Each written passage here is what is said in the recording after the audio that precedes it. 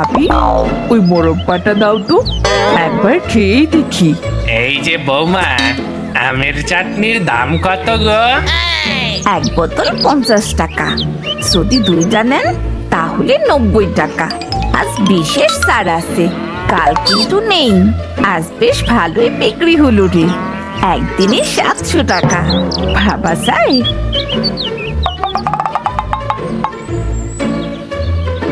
তোমার গুণে আর আমার কৌশলে।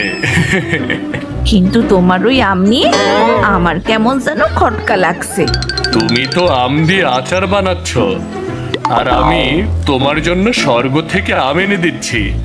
এটা কোনো সাধারণ কাজ না গিন্নি। হ্যাঁ, ঠিকই বলেছে শঙ্কর। তবে ওই স্বর্গটা কার বাড়ির পেছনে সেটা কেউ জানে না। আজ গন্তব্য কাজী মাস্টার।